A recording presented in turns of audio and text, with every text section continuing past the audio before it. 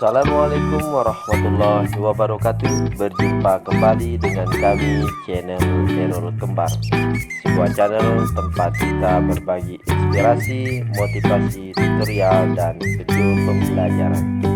Jangan lupa hari ini untuk selalu bahagia dan bersih.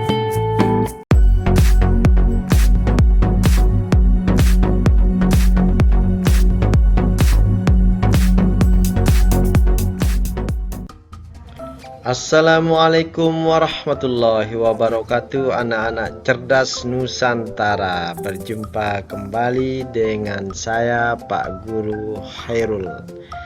Kali ini Pak Khairul akan berbagi materi kelas 5 tema 6 subtema 2 pembelajaran yang kedua.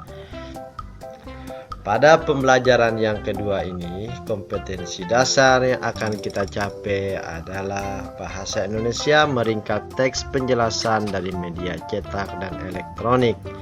Sementara pembelajaran IPA menerapkan konsep perpindahan kalor dalam kehidupan sehari-hari, dan SPDP memahami pola lantai dalam gerak tarik kreasi daerah.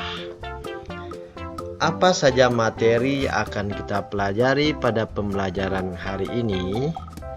Materinya adalah bahasa Indonesia menentukan informasi penting dari teks eksplanasi. Yang kedua, menjelaskan isi teks eksplanasi menggunakan peta pikiran. Dan yang ketiga, menentukan kesimpulan teks eksplanasi. Sementara pada muatan IPA kita akan mempelajari tentang perpindahan kalor secara konveksi, dan muatan SPDP kita akan mempelajari pola lantai dari tari daerah. Yang kedua, makna lantai dari tari daerah dan menentukan pola lantai tari daerah tertentu. Simak penjelasan berikut dengan sesama agar kalian tidak ketinggalan pelajaran hari ini. Tujuan pembelajaran kita adalah, sekarang kita akan memasuki muatan bahasa Indonesia. Baiklah anak-anak cerdas Nusantara, simak penjelasan berikut ini. Bacalah bacaan berikut dengan seksama. Di buku kalian ada bacaan atau teks eksplanasi yang berjudul perpindahan panas atau kalor secara konveksi.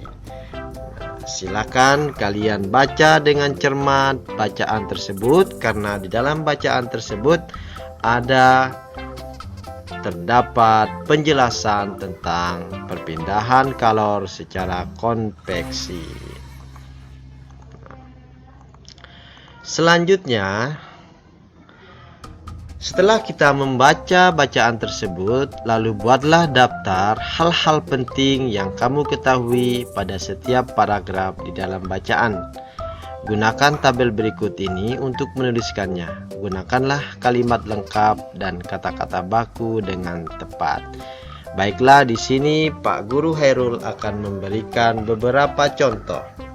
Pada paragraf pertama, hal-hal penting dari bacaan tersebut adalah perpindahan panas, kalor secara konveksi disertai dengan perpindahan zat perantara. Yang kedua, perpindahan kalor secara konveksi umumnya terjadi pada zat cair dan gas. Dan yang ketiga, zat yang menerima kalor akan memuai dan menjadi lebih ringan sehingga bergerak ke atas. Sedangkan pada paragraf yang kedua, hal-hal penting dari bacaan tersebut adalah perpindahan kalor secara konveksi diibaratkan seperti memindahkan tumpukan buku dari satu tempat ke tempat yang lain. Nah, dari dua contoh tersebut, Pak Guru Khairul mengharapkan anak-anak cerdas Nusantara agar dapat mengisi kolom kosong pada paragraf ketiga dan keempat. Selanjutnya kita akan menjelaskan teks eksplanasi menggunakan peta pikiran. Sekarang kita akan menjelaskan isi teks menggunakan peta pikiran. Kita gunakan kata bantu untuk mempermudah menuliskan informasi penting setiap paragraf. Lalu kita jelaskan isi teks eksplanasi dalam bentuk peta pikiran seperti berikut ini. Judulnya adalah perpindahan kalor secara konveksi. Pengertiannya, perpindahan kalor secara konveksi adalah perpindahan kalor yang disertai dengan perpindahan zat perantaranya. Mengakibatkan air yang lebih dekat dengan api akan menjadi lebih ringan dan bergerak ke atas. Yang berada di bawah akan digantikan oleh air yang ada di atasnya. Selanjutnya, perpindahan kalor secara konveksi dapat diumpamakan sebagai perpindahan kalor secara diumpamakan seperti memindahkan tumpukan buku dari satu tempat ke tempat yang lain. Contoh lain peristiwa konveksi adalah penggunaan cerobong asap pada pabrik dan ventilasi sebagai sirkulasi udara. Pada peristiwa merebus air, saat merebus air di dalam panci akan mendapatkan energi kalor dari api kompor. Nah, inilah peta pikiran yang dapat kita bentuk dari teks bacaan yang berjudul perpindahan kalor secara konveksi. Selanjutnya, kita sudah menjelaskan isi teks menggunakan peta pikiran. Dari peta pikiran tersebut, kita dapat menyimpulkan isi teks, eksplanasi. Kita tuliskan kesimpulan menggunakan kata-kata baku dan ejaan yang tepat. Kita dapat menuliskan kesimpulan seperti contoh berikut ini. Perpindahan kalor dapat disertai dengan perpindahan zat perantaranya. Perpindahan kalor tersebut terjadi secara konveksi. Perpindahan kalor secara konveksi diumpamakan seperti memindahkan tumpukan buku dari satu tempat ke tempat lain. Peristiwa konveksi bisa kita temukan pada proses merebus air. Bagian air yang lebih dekat dengan api menjadi lebih ringan dan bergerak ke atas. Perpindahan kalor secara konveksi juga mengakibatkan terjadinya angin darat dan angin laut.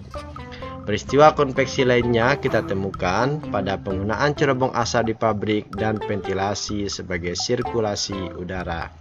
Kesimpulan ini hanya sekedar contoh yang dapat Pak Guru Hairul berikan. Kalian dapat membuat kesimpulan yang lebih bagus dan lebih cerdas dari apa yang Pak Guru Hairul berikan kepada kalian.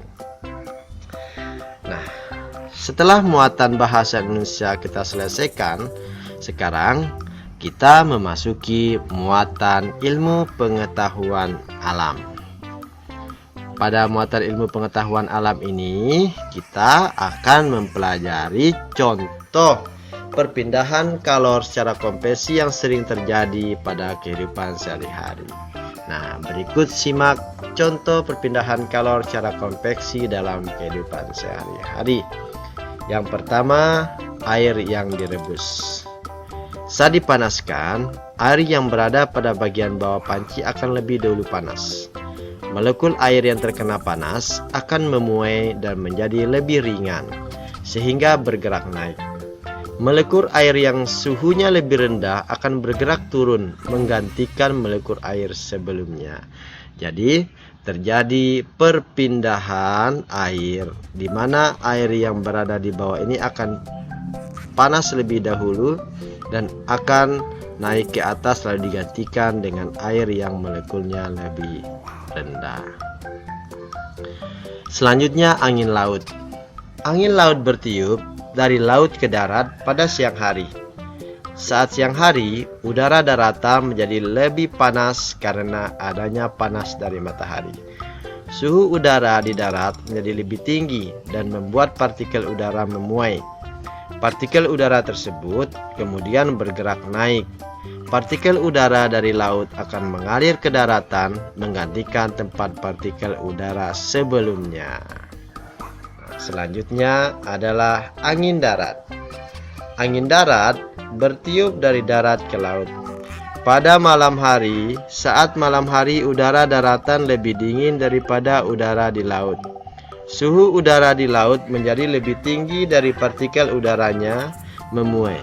Partikel udara di laut akan bergerak ke atas dan digantikan partikel udara dari darat.